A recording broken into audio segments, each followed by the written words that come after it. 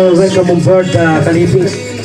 So, gano'n po ninyo napatunayan ang himala na to sa ating buhay. Sa inyo pong panlasa ngayon, sa inyo pong karamdamang may sakit po kayo sa puso. Ilan taon na po kayong pinapahirapan yan? 2002 pa. Ilan taon na ba yun? 2002. Diyos ko. Ano po, 12 years na. So, ilang pong minuto tinanggal ng Diyos at ni Brother Tony Falcon ang inyo pong obstruction sa inyo pong puso. Wala pang kalahating oras. So, approximately po, mga 10 minutes, gano'n. Oo.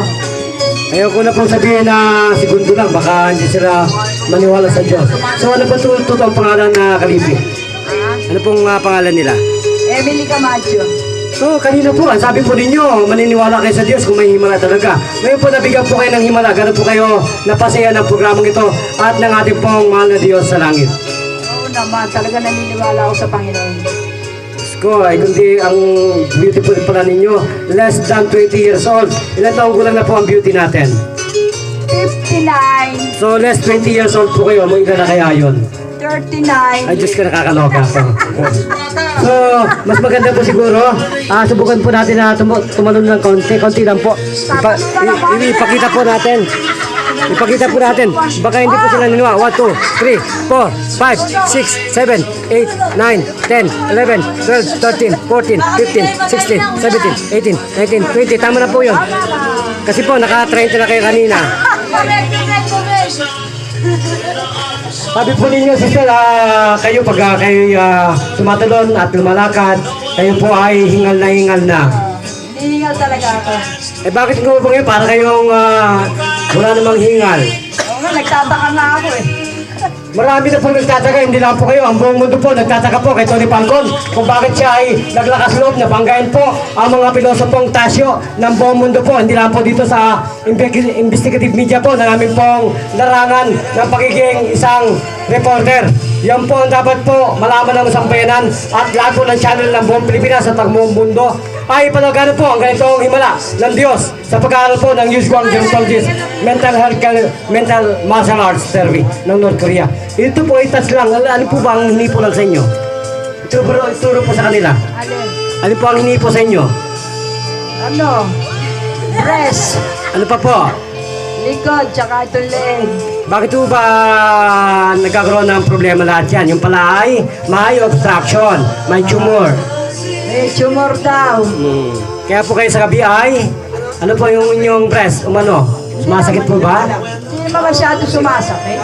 Kaya lang po nagigising kayo. Nagigising lang ako. Tapos po yung puso pag kumikiron, sumasabay po ang puso na nagkakaroon po ng palpitation, gano'n. Oo. Yun po yun. Basta po mayroong edema, ang tawag po doon, rapid raising of environmental cell fluid.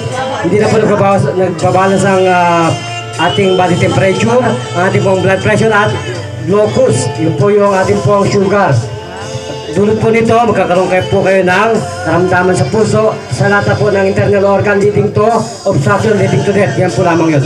So magpasalamat na po kayo kay Tony Falcon at sa ating pong mahal na Diyos. Nagpapasalamat ako kay Tony Falcon, lalo na sa ating Panginoon. Yung ganun po, wala na po kayong i-dadagdag siya. Wala na. Okay, Diyos. Dahil po kayo napasaya ng Diyos talaga.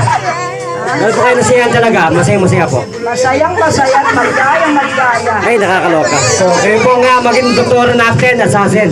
Sister, gano'n po kayo napasaligaya sa kapatid ninyo. Sabi po niya, magaling na po siya at nagtatatalon ngayon mga nakikita niyo. Pwede maligaya ako kasi laging iniimatay ako. Ay, ganun ba? Ganun po lamang yan. Napaka-tindi po nito ni Falcon. Kaya nga, pinapwesto ko nga dito para nga sa kanya, para magamot siya. Pati ako na rin. Opo. So, gano'n na po kayo napasaya ng Diyos na kayo po ay ma-therapy ng Yusguang Gerontologist Mental Health Care. Mental po yan, hindi po physical lang. Pati mental. Opo. Yan, mahirap gamutin natin, Yung mental. pong mental po, autoimmune system. So, ano pong pangalan, Kalipi? Ano pong pangalan natin ng beauty? Nancy. Ano pong taong gulang kayo? Nancy nagtalo, 63 years old. Oh, ganun po ba? So, ilan po? Batang-bata, di ba? Batang-bata pang tingnan. So, ngayon po, lalo kayong babata ng 20 years old. Kasi po may mga gamot na kayo na ating pong pinamumudmod sa sambayan ng Pilipinas at sa buong mundo. Salamat. Maraming salamat sa inyo. Kamusta na po ang inyong hininga ngayon? Kayo nakasimot ng pangadik namin. Oo nga eh. Parang nabitin ako doon sa pansingot niyo ah. Ganun po ba? Nabitin pa. Okay. Kaya okay na ako. Ganun po, kayo po ay Malinaw naman ka.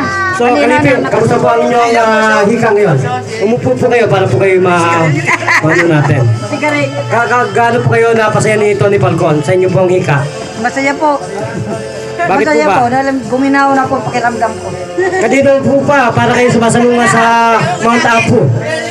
Kanina po kayo, para kayong sumasalunga sa Mount Apu. Oo, nahihirapan ako. Okay, magpakilala po, ano pong tunay na pangalan? Berlita Flores. Ilan pong minuto kayo pinagaling ni Tony Falcon? Siguro mga 10 minuto siguro. Okay. Huwag na po natin sabihin 10 minutos. Gawin po natin na 20 minutes. Baka hindi lalo sila maniwala. Kasi po ang mga investigative media, isa po yan sa mga kabaro namin na talagang nais nila na may imbestigahan ang katotohanan nangyayari po sa mga kabaro nila na tulad namin. Kami po isang membro ng lahat po ng reporter ng buong mundo at ng buong Pilipinas sa panguna po ng ating host, ating lingkod, Tony Falcon. So, magpasalamat na po kayo. Maraming salamat po kay Tony Falcon. Unang-unang sa lahat ang Panginoon na tumutulong sa akin. So, ilang pong minuto kayo pinagaling sa hika na yan? Ilang po taong kayong binabagabag at sinalian ng hika na yan? Maaga pa lang naman, mga isang taon pa lang mo ito. Tapos, sabihin po niyo, 10 minutes lang o 5 minutes, gumaling na, gano'n? Oo po. So, ilang pong minuto talaga pinagaling kayo? Ilang minuto po talagang gumaling kayo? Ganun nga, mga 10 minuto. Ay, ganun lang po ba? Nakakaloka naman ito. Ganun pala pagiging asasin ng ating pong programa, Lindog Bayan at Kandungan Bayan. Minsan kasama Tony Falcon, na kusang po, talaga pong tumatalakay sa pangkalusugang problema po ng buong mundo na talaga po pinapamahagi ng libre sa ating pong mga malitang Pilipino na katulad ko po. Nagpapatuloy at nagbabalita po sa ating lahat, Brother June. Naglilingkod bayan, buwan po dito sa ating kinalalagyan, Barangay Santa Cruz, Pasig City, Philippines. Pinaka sa pagtatagumpay kasamang Tony Falcon. Thank you, Mr. Sababa.